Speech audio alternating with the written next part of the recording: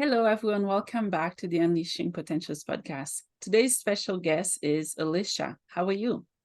I'm good, thanks. Yeah, awesome. Welcome to the podcast. Thank you. It's nice to be here. Yeah, can you tell our listeners where you're tuning in from? I am tuning in from Indianapolis, Indiana, the Oh, crossroads of America, they say. nice. That's awesome. You were telling me it's nice there, the weather. Oh, yeah, it's a nice fall day. Sun is bright. Yeah, It's just really nice outside. Nice little jacket for me because yeah, I get cold quick. yeah. But yeah, I think we're in the 50s today, maybe 50s, 60s. Oh, okay. It's the opposite here. Yeah, snowing, gloomy, but hey, it's Canada. It's kind of Yeah, yeah. I So, don't look forward to the snow. yeah, me neither. No, it's coming though.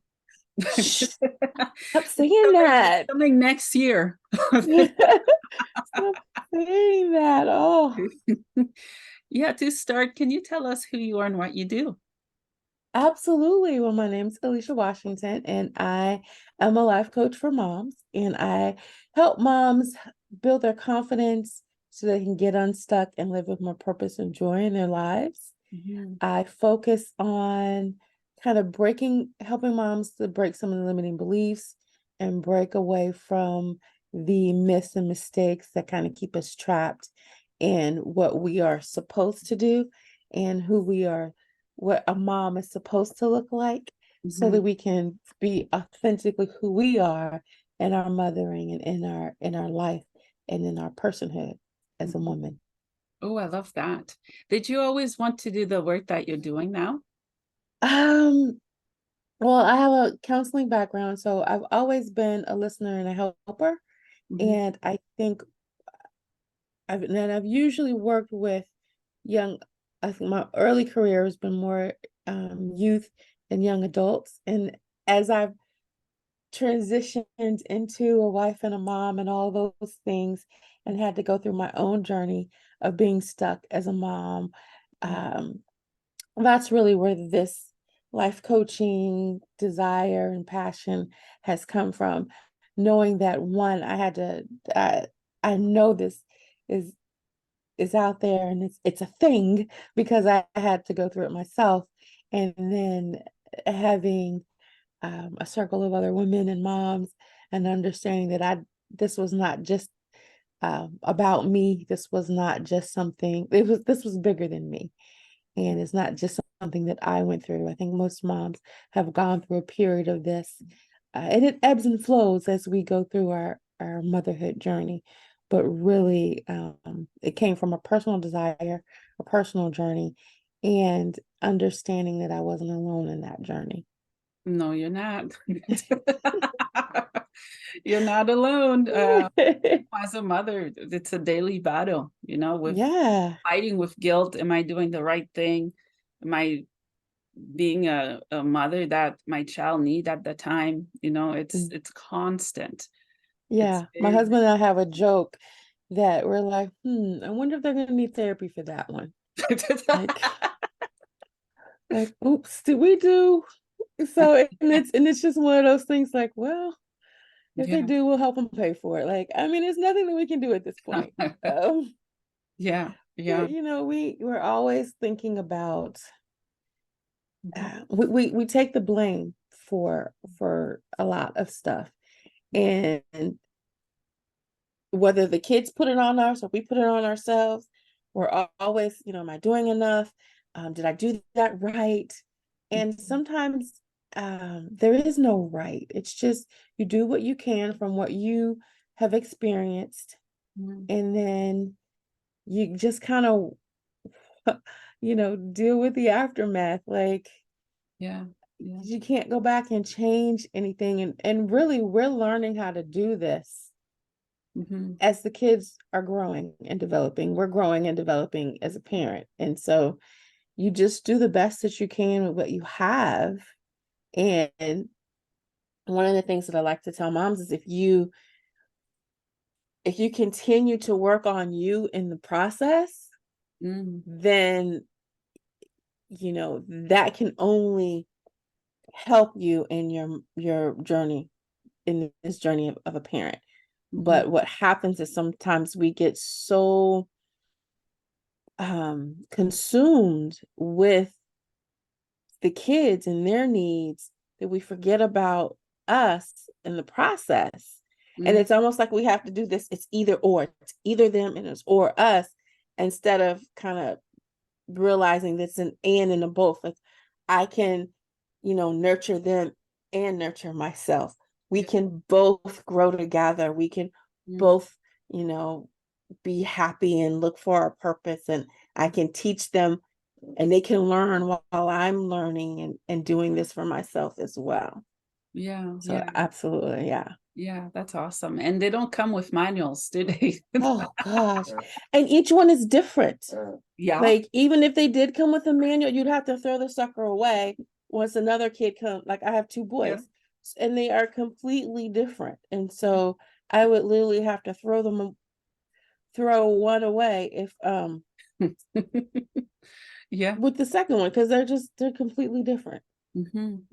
Yeah, yeah. And also when it comes to mom's guilt, I think that's a very precious, delicate topic.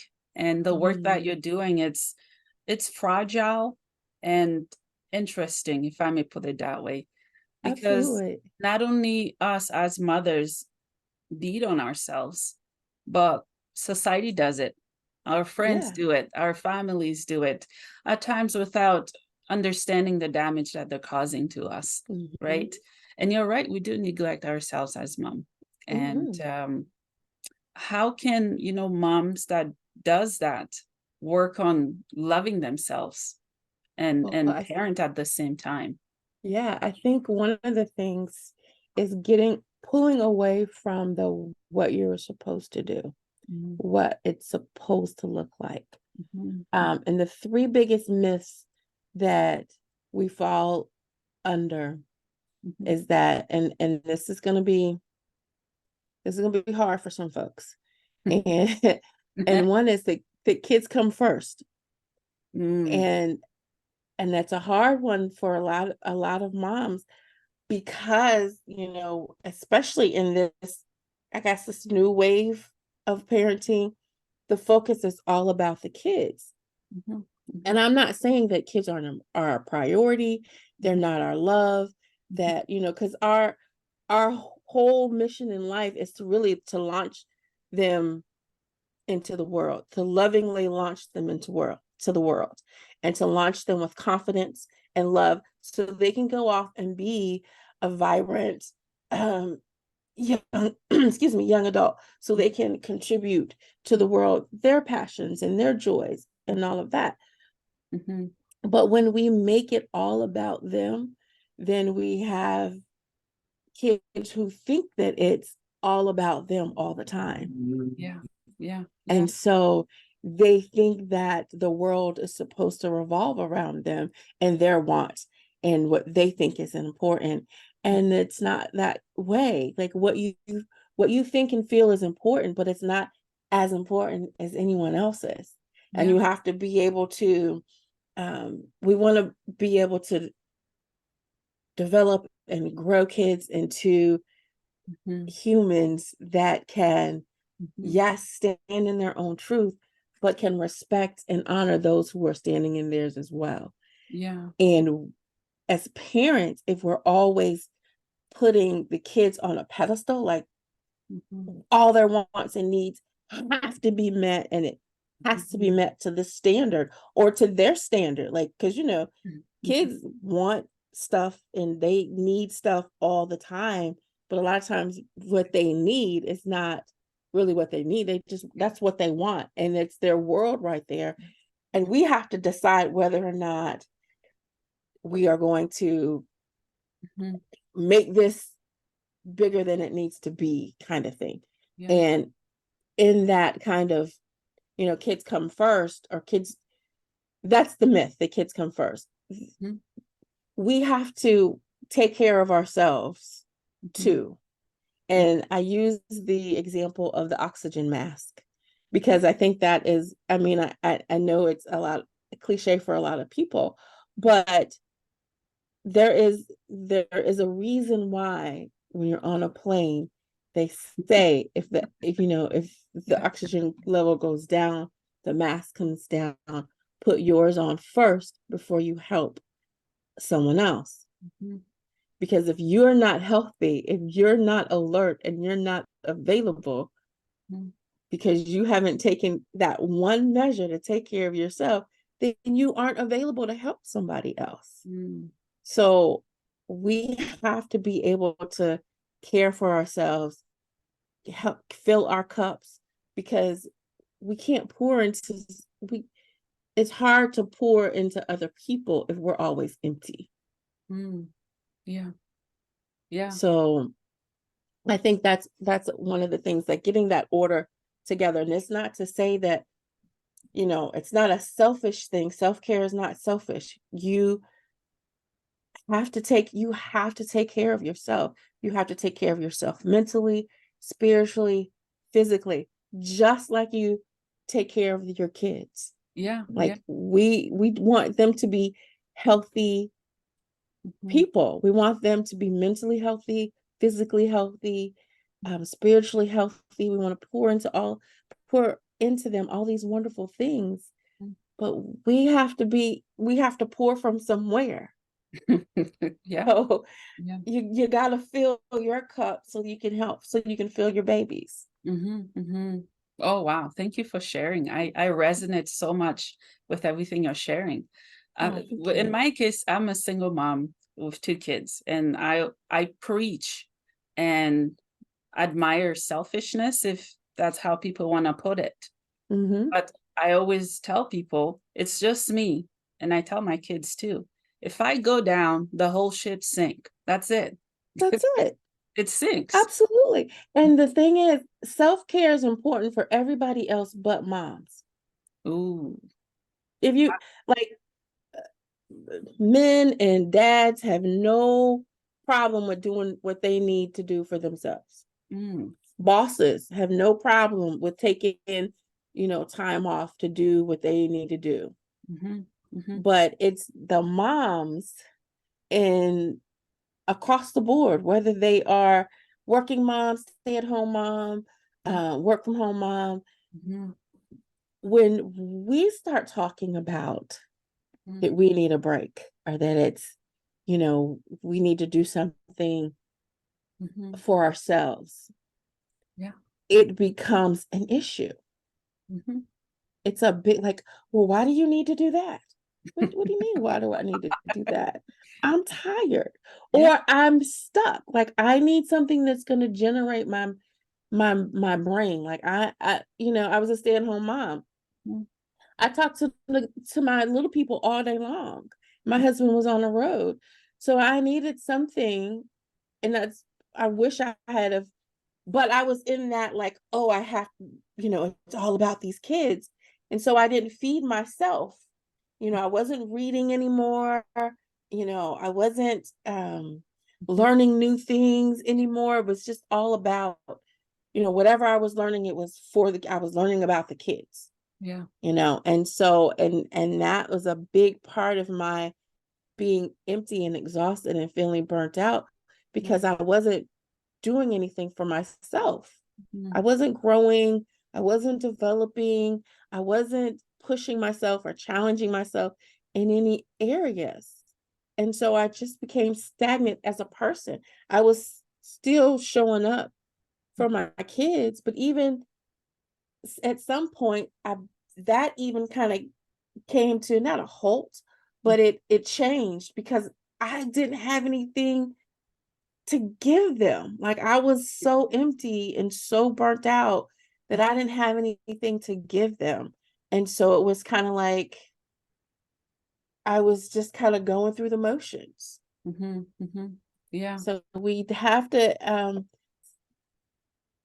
to give ourselves permission Mm-hmm. to take care of ourselves, because no one else is really going to do it for us. Mm-hmm. And I also think that's why community is so important. Sisterhood and community, finding and creating those community of women and sisterhood that challenge and encourage and support you and celebrate you so that you continue to grow in as a person and as a parent and in all the other areas that you want to move to.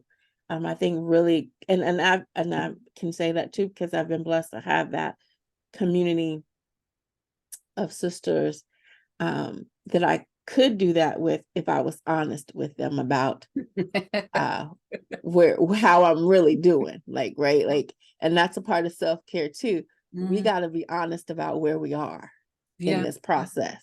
Yeah. That, oh, I'm fine. Yeah. I'm fine. Knowing you want to take a bat and burn and just like tear some stuff up because you were just that frustrated, angry, or whatever's going on inside. But I'm fine. Yeah. No, you're not. Yeah. And it's okay that you're not. But having those safe communities of sisterhood, and even if it's just one or two people, and if you don't have that, finding the help that you do need, whether it be a coach or counseling, therapy, finding that help because you're not fine. And if you're not doing anything about it, it's not going to magically get better. Yeah, I agree. And so many people against therapy.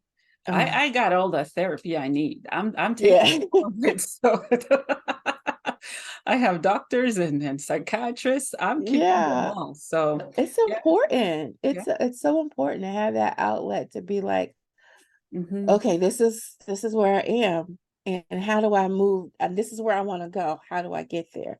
Yeah. Thank you. And I'm gonna share based on my experience, as a mom. I slowly gave up on myself. I wouldn't, obviously I shower and whatnot, but I wouldn't get dressed like I am right now and put on makeup and look nice and feel good in my body. And like I would get up, no makeup, nothing, just barely crawling through the day. And I didn't do anything nice for myself. Nothing. I wouldn't do my hair nice, nothing. And then black clothes, gray clothes, hoodie. I just wanted to camouflage myself, exist without no one seeing me existing, breathe without no one noticing that I'm dying inside, right? And once we surrender to what we're hiding from, then we can find ourselves. Absolutely. And it's easy to compare ourselves with other parents. I used to do that and I don't care anymore. I stopped doing that and I make time. And they're all faking it too. We got to realize they're all faking it too. They don't know. They trying to stay above water. They're trying to save face, be that super mom. That's another myth that we have to be the super mom. And I believe moms are magical because I don't take, and magical moms and super moms are two different. Like we have magic when we walk into the room, believe it or not. Like, and it's hard to kind of like, my husband has to tell me that sometimes, like, you change the atmosphere. Like, because I'm the only woman in the house. I have a husband and two boys. And that's a whole nother podcast show. Being the only female in the house. But we make stuff happen. Like we just make stuff happen. And that's just a part of being, because we love our people, we love our kids, we love our families. So we want to make stuff happen for them. And that's beautiful. But what happens when we get into this super mom, like it's about saving everything and everybody. Right? That super mom mask and that cape. I'm here to save the world and I can do all things. I have this supernatural power and I can do all the things. And it's like, no, you don't. And, especially if you're, where's your spirit life at? Like, are you connected to a superpower? Are you connected to I believe in Christ. So that's my superpower. That's where I get my strength and my power from. But I'm still not super mom. You know, I'm a mom and I'm a good mom. I'm a great mom sometimes. Sometimes I'm a little like, I just gotta try again the next day, right? But but my kids are still alive. You know, it's just some things, you know, some days we just want to keep them alive. We want to feed them. We want to make sure they don't jump off of a roof or anything. Because, you know, I've got 2 boys, so that's always a possibility. But that super mom is like, you're hiding behind a mask. You're hiding behind that mask of, you know, I can do all the things all the time. No, you can't. You can do a lot of things. You can do a lot of things well. But when you're constantly trying to do all the things all the time, you're going to wear yourself out. You're going to drop some stuff because you're going to get tired, especially if you're not doing the things to take care of yourself. If you're just going full steam ahead with this mask on, because you're hiding who you are. You're trying to be something that you're not. Because we get into this, you know, and you touched on it earlier, we're comparing ourselves to everybody. Because the stay-at-home mom is, you know, and I don't know if we've pitted ourselves against each other or society. It's a lot of society, and then we start to feed into that. But you have the stay-at-home mom versus the work from home moms, single moms versus married moms. Listen, at the end of the day, we're all moms trying to figure it out. And we have more power together when we stick together, when we celebrate each other, regardless of how we're mommying, right? Than we do when we're trying to do this as a super mom. Yeah, I agree. And because you were a stay-at-home mom, I can also ask this question, because I am now. It's the myth or misunderstanding that we're lazy, we sit at home, we do nothing. I think that was said about me, right? Because I'm not working because of medical stuff. I'm like, these people have no idea. From 6 a.m. till probably 9:30. If I have supper, it's a really good day, actually. If I drink lots of fluids, as doctor says to do, that's a very miraculous day, right? Like I have had days where I will forget to eat. And my husband's like, "Did you eat today?" I'm like, I don't know. I don't remember. No, I don't think I did. Oh, that's not good. You know, and so like, and it's I don't know where all that stems from. Like it's almost like something or someone has stirred this pot of misconceptions and thrown it out there to where you know, if you're a stay-at-home mom, then you're labeled as this. Well, they don't do this, they don't do that because they're at home. But then the working moms get, well, they don't take care of their kids, or they don't know their kids because they're at work. There's and so always it's like, something. we can't win. We can't win. Like what? And then we fall into that, like you know, you shared earlier, that comparing. Well, I'm not doing it like she's doing it. And I was on I did an interview once, and she had shared that she had gone. She's a working mom. She work outside the home mom, and her daycare, the preschool, was having an event, right? And so she wanted, and in her mind, she wanted to bring a home baked good. But she was tired and she wanted to actually spend time with her kids. So instead, she just kind of ran to the store, But instead of just bringing it as, you know, something from Sam's or from the store, she made it look like she had baked it and brought it in. And then she realized, well, as she got there, other moms and parents had brought stuff from the store. And it was like, because she didn't want to be that mom. I said, well, everybody was that mom. Yeah. Because half of us don't like cooking or baking in the first place. But we're supposed to, because we're moms. We're supposed to like cooking and make. No, I don't like to cook. I like to eat. I like good food. Yeah. I just don't like to always have to cook it because we as moms are, you know, we gotta, especially when they're little, we gotta feed them all day long. Oh gosh. Yeah. You know, whether you're work from home mom, stay at home mom, when you're home with them kids, what's the first thing they ask? What's for dinner? What's for breakfast? Can I get a snack? Listen, if you don't get away from me, I was so glad when my boys started to learn how to cook. Yeah.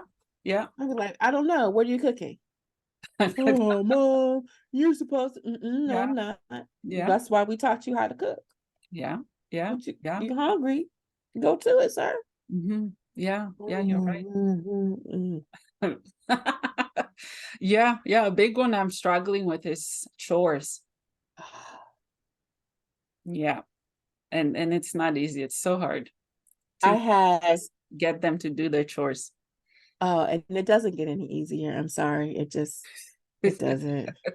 Like I have 2 teams and they act like chores. It's like the end of, like, wait, you always want some money. You want to take the car. You have no job.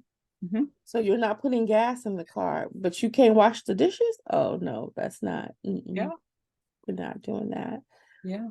I remember when my boys were little, I had a friend who had 2 older. She had 4 altogether, but like there were 2 who were older than my 2, and then her younger 2 were like the same age as my 2. And so I would go over there, and her older 2 were like, I think maybe 9 or 10, but they had started doing their laundry and something else. Yeah, I was like, wait, what's happening? She's like, yeah, I taught them how to do. They're doing their laundry. I said, they can do that at this age? She's like, yeah. So what? So I'm like, well, what else should I be? So I'm looking at mine. I'm like, well, what else do we need to? Well, what is her third one was the same age as my oldest. I said, well, what is she doing? And she ran me down the list. I said, so I'm behind this. I'm behind. That's what you're telling me. I'm behind. Let me change up some stuff. So then that's when I start, and they get a sense of independence. Like, I can do this. Yeah.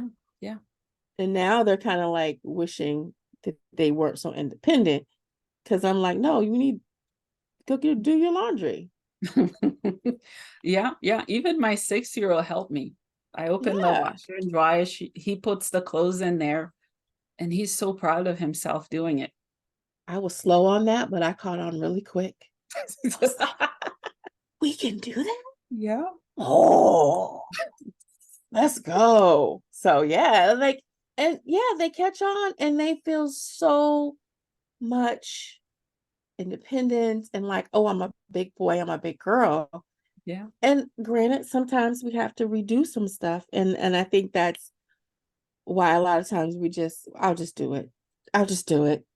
Right. We get into that. I'll just do it. Yeah. Because, they bless their hearts. They can make a mess.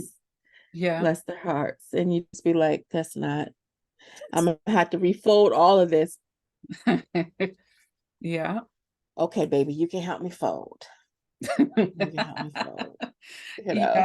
Yeah. Tell me more about your book. Do you have one book or many books? Well, I have one book now, and it's an anthology, so I just have a chapter in that book. But I'm excited because I have a chapter in that book.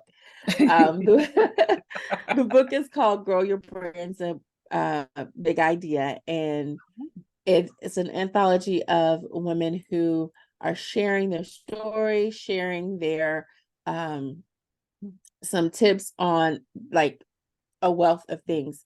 And my chapter, I chronicle, so I mess up words, sorry. I chronicle my journey to motherhood. And I talk about how I started kind of in guilt, well, not kind of, because I had 2 terminations before the age of 21, and how that shadowed my impacted me having kids with my husband. We lost our first child to a late miscarriage, and then I had pregnancy drama with the 2 that I have. And so having all of that kind of going into my motherhood journey with the 2 that I have, and still, and that's probably why I burnt out, because it was like, you know, because of the guilt of not of the terminations, and then feeling and the guilt of feeling like because of the terminations, that's why we lost our first child. I'm all in to this parenting thing, but I didn't know how to be all in and be all in for myself as well, and just journaling, chronicling that journey of kind of finding myself again in that. And my journey to motherhood birthed the brand because of that, realizing that I'm not the only one who has stuff from their past that overshadows their present and impacts their future, right? And so really looking at how to break away from those, because all of that stuff had all these limiting beliefs of what I could do. I had to be, I had to be this good girl now. I had to be the perfect mom, the super mom, because I've got this new chance, but not understanding that no mom is perfect. No mom is a super mom. No mom. We have gifts and talents. We because of the love that we have for our kids, that makes magic happen. Because even if we don't have it, we try to make something out of nothing. And that's not and that superpower is love. Like, because we might not have it the way they want it or think they need it, but we try to create something, with what we can offer. And understanding that. And it's wild to understand that now as a full adult, and looking back at my own childhood and seeing that my mom did the same thing. Like, she didn't have a lot. She had a different upbringing than I did. She had a different journey that I did, but she did the best she could with what she had. And where she couldn't do what I thought I needed or wanted, she still made something happen. It may not have been what I wanted, but whatever, she made it happen to the best of her ability. And I get that now. It's like, and it's kind of hard to see it sometimes until you've kind of walked in those shoes and be like, oh, okay. Thank you get for it. sharing. Thank you. And I'm sorry for your loss. And I can tell you've done the healing work, and you're continuing to do that. Absolutely. By helping people break free from what's holding them in bondage and guilt and shame. Absolutely. For me, I felt like I raised myself. So when I had kids, That's I was hard. scared to leave the hospital. I'm like, what? What do I do? Like, I raised myself. My childhood is screwed up, and parents weren't always available. So I'm just happy when I talk to people like you who are sharing your experience and giving others the insight and help that they need. Yeah.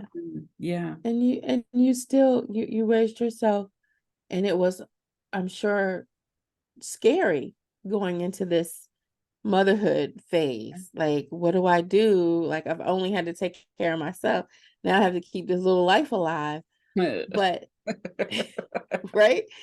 But and one of the things, they don't need a lot, especially when they're little. They just need us. They don't need us to be perfect. They don't need us to, our magic is in our hugs. Our magic is in how we love them, how we teach them, how we, what we pour into them. That's our magic. Yeah. How we love them. Yeah, I agree. Do you also have a coaching program? And how do people join? What's the method and process? I do. I have a 90-day program called Bloom, and that's where I help moms build confidence, live with intention, operate in their purpose, obtain clarity of direction, and move to their next level. And they can do a discovery call with me, discover with Alycia, bit.ly discover with Alycia, to kind of see where they fit. So I have the coaching program. I have another program course called, what's my course called? Unmask and Reclaim Your Mom Joy. Ooh. And then I have a free webinar called, had to think about it for a minute, More Than Just a Mom. And when we're breaking the 3 myths that keep us stuck. I love that. So for those who are watching and listening, what are some key takeaways you want them to have from this episode?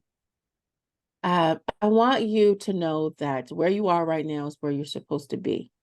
Because if you're listening to this, then that means that you are ready to kind of grow and move to your next level. Yeah. So get the help that you need, whether it be myself and coaching, whether it be therapy, whether it be tapping into the network that you already have.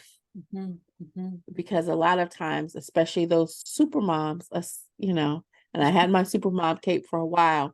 Yeah. We have these wonderful networks, but we don't tap into them because we don't want anybody to know that we're not okay. Usually the super mom is the strong friend who checks on everyone else. And even if their friend checks on them, they don't tell the truth.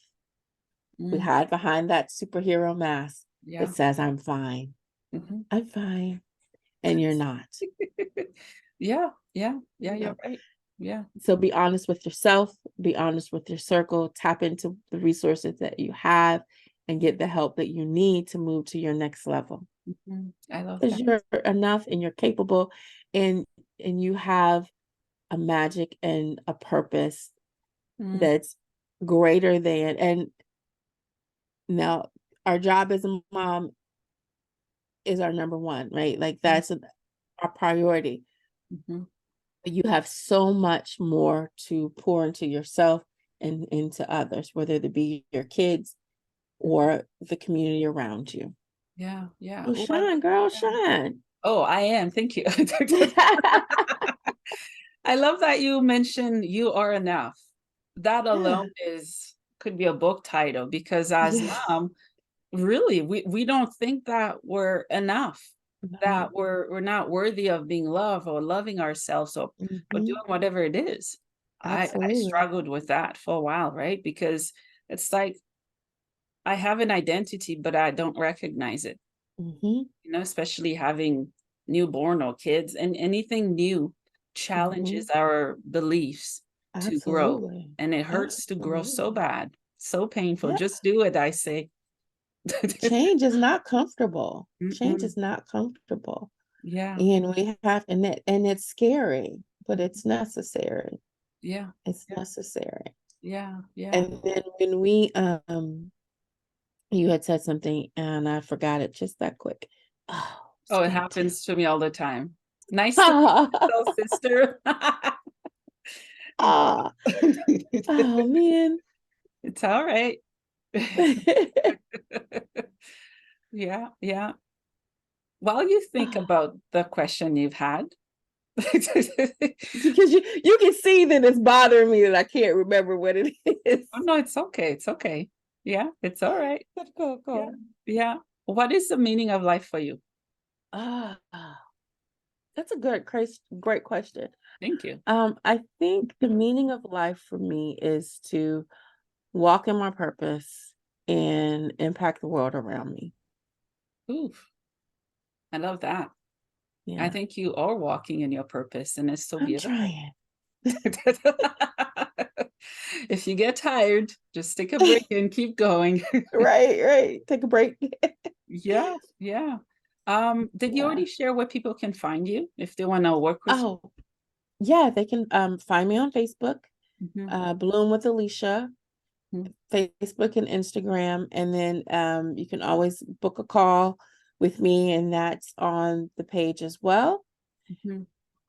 Okay, wow. Do you Where else am I? Oh, only, and LinkedIn. I forgot. okay, do you only work with moms, or because there are some male parents who I do only just, work with moms, okay, okay. but my husband and I are thinking about doing kind of a joint uh Yeah, mom and dad thing, because when I started this, that was his thing. He's like, the dads need this too. I yeah. was like, well, you talk to the dads. Yeah, that would be awesome, because I know especially men, they're not as expressive as we are, yet Yeah, they're carrying so much. yeah, and one of the reasons why I don't necessarily do dads is because what they're carrying is a little different, Yes. Yeah. and they generally do better. Men generally are more comfortable talking to other men, and they need that Mhm. just like we do. Like Yes. they need that brotherhood just like we need the sisterhood, Yeah. and they need to have um strong folks who can feed into them Yeah. good stuff, Yeah. just Yeah. like we do, and being able to pour. So yeah, that's i'm I'm hoping that's in the works, because he Yeah. he keeps saying, well, the Mhm. dads need stuff too, and I'm like, yeah, you're a dad. let's we Yeah. can we Step can do forward this. and lead. Right, we can Yeah. do this. It'll just be a little, you Mhm. know Mhm. a Yeah. little different for the guys. But Yeah. absolutely, I would love for that to happen, and to do some couples stuff as well with Mhm. Yeah. my That would be husband. awesome. Yeah. Yeah. Do you have any final thoughts before we wrap up this amazing episode? Oh, thank you. I would say um mm, do it anyway. Mm, Whatever it is that has been burning inside of you, do it anyway. Take a mhm, small step. mhm. Keep moving forward, keep progressing, Yeah. because when we stop taking care of ourselves, and I don't just mean, you Mhm. know, getting manicures or back rub, massages, which are nice. Yeah. Let's not take that out of the equation now. Yeah. But really taking care of your soul, Mhm, your spirit, your mental health, all of these things are mhm, so important, mhm, because you can't pour into anyone if you are pouring from an empty cup. mhm. And we have, and you got to take care of the leaks in your cup too, Ooh. because a lot of times we have unresolved issues. Mhm, mhm, We have unresolved traumas, unresolved hurts, mhm, and they leave holes in our cup. So no matter what we're pouring in, mm. if those holes are still exposed, we haven't made anything to cover it, to see it, because it's never going to be fully perfect again, right? But we can make it into a mosaic cup Mhm. where, the holes are plugged, Yeah. Yeah. Yeah. and we're not leaking everything out. Mhm. So Ooh. we have to really look at addressing, and that's where getting that help that you need, Mhm. because Yeah. you're leaking somewhere. Yeah, I love that. What a amazing, powerful episode this was. I want to thank you so much, Alycia. Did I say it right? Yes. Uh, Thank you, Alycia, for all you do for us women, for giving us wings and a voice, I and for love it. speaking for the voiceless, those who are getting ready to speak, but not quite ready. You're there with them. So Mhm. thank you. Absolutely. Thank you for having me. This was amazing. You're welcome. Come back soon. Thank you.